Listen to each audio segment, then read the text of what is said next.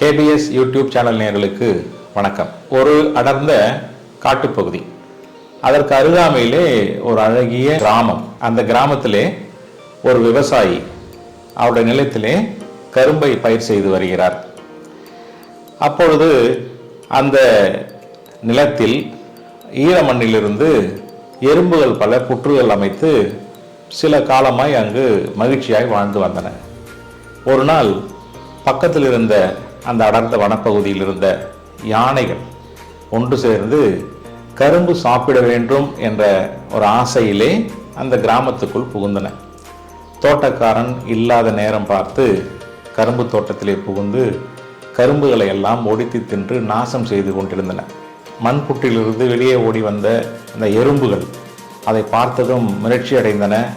காலில் நிறைய எறும்புகள் மிதிப்பட்டு இறந்தன. பல ஓடி பயந்து ஒளிந்து கொண்டன. சற்று நேரத்தில் கரும்பு தோட்டம் அழிந்து விட்டது. யானைகள் அங்கிருந்து ஓடி காட்டில் ஒளிந்து மறைந்து கொண்டன. சற்று நேரம் கழித்து எறும்புகள் எல்லாம் வெளியே வந்து தன்னுடைய உறவுகளை தேடி அங்கும் இங்கும் ஓடுகிறது. சில எலும்புகள் கதறி அழுகிறது, அப்பா அம்மாவை காணவில்லை என்று. அப்பொழுது தோட்டக்காரன் கரும்பு தோட்டத்துக்கு வந்து விடுகிறான். அவன் தோட்டத்தை பார்த்ததும் நன்கு விளைந்திருந்த கரும்புகள் இவ்வாறு அழிந்து நாசமாகி கிடக்கிறதே என்று வருத்தத்திலே கவலையிலே தலையில் அடித்து கொண்டு அழுது கொண்டிருக்கிறான்.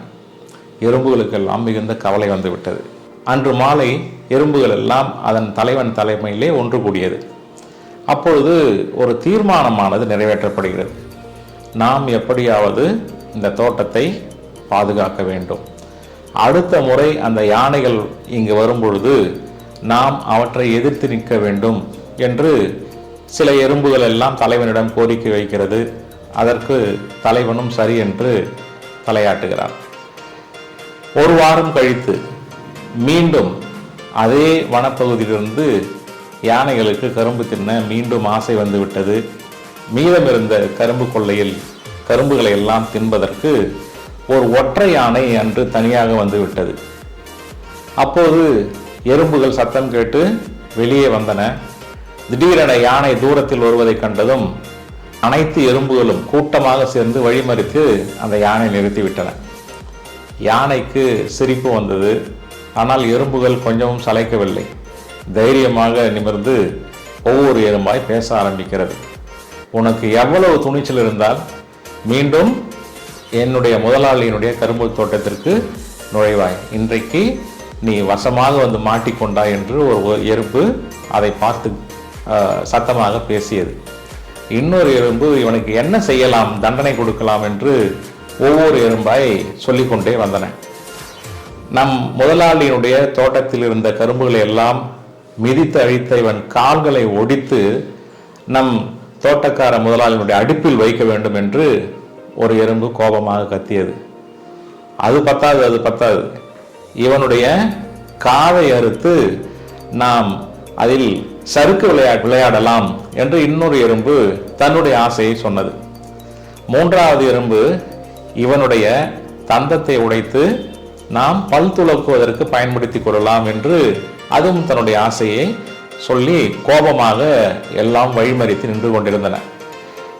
எதிரில் நின்று கொண்டிருந்த யானைக்கு மீண்டும் சிரிப்பு வந்தது. அப்போது எங்கிருந்தோ எறும்புகளின் தலைவன் ஓடோடி வந்து எறும்புகளை பார்த்து, என்ன காரியம் செய்கிறீர்கள்? அவர் என்னதான் அந்த கூட்டம் தவறு செய்திருந்தாலும் இப்பொழுது ஒற்றை யானையாய் வந்திருக்கக்கூடிய அவனை நாம் மிரட்டுவது கடும் தவறு, அதுபோல் செய்யக்கூடாது என்று அந்த எறும்புகளை எல்லாம் பார்த்து தலைவன் சொல்கிறது. அப்போது யானைக்கு மீண்டும் ஒரு சிரிப்பு வந்தது. ஆனாலும் உள்ளுக்குள் ஒரு பயம். தன்னுடைய மூதாதையர்கள் எப்பொழுதோ சொன்ன ஒரு செய்தி அதற்கு ஞாபகத்துக்கு வந்தது.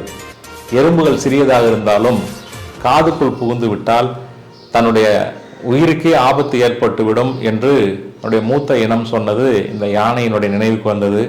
உடனே எறும்புகளின் எண்ணத்தை சீர்குலைக்காமல் அங்கிருந்து செல்வதற்கு அது முடிவு செய்து விட்டது.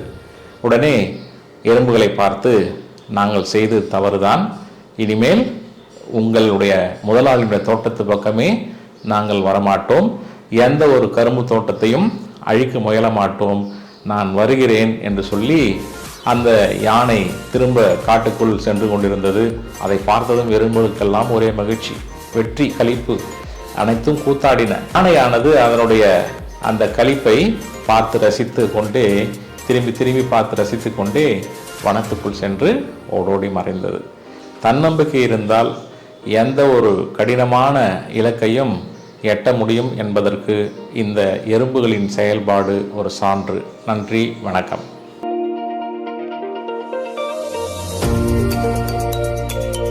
இந்த வீடியோ பிடிச்சிருந்தா லைக் பண்ணுங்க, ஷேர் பண்ணுங்க, கமெண்ட் பண்ணுங்க, மறக்காம சப்ஸ்கிரைப் பண்ணுங்க மற்றும் பெல் ஐகானை கிளிக் பண்ணுங்க.